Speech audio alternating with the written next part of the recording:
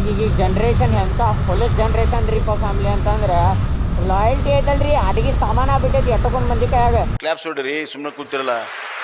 ಆಮ್ಯಾಗ ಈ ಪ್ರಾಮಿಸಸ್ ಅಂತಾರ ಬಿಡ್ತೇನ್ರಿ ದೊಡ್ಡ ಸುಳ್ಳ್ರಿಪ್ಪ. ಲೈಕ್ ಅದು ವರ್ಲ್ಡ್ ಐತಿ promises are meant to break ಅಂತ, ಅದು ಲಿಟ್ರಲಿ ನಾವು ಹೋಗ್ತೇನೆ.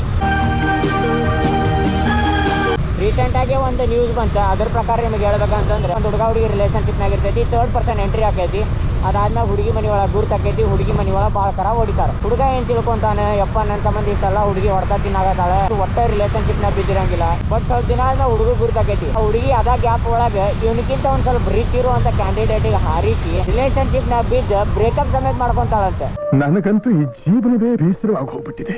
ಹುಡುಗಿ ಎಲ್ಲಾರ ಮುಂದೆ ಏನ್ ಎಕ್ಸ್ಪ್ರೆಸ್ ಮಾಡಿರ್ತಾಳ್ರಿ ಅಂತ, ಹುಡುಗ ಚೀಟ್ ಮಾಡಿ ಬ್ಯಾರೆ ಹುಡುಗಿ ಜೊತೆ ಅಡ್ಡಾಡತಾನೆ ಹೇಳಂತ್ರಿ ಹುಡುಗಿ.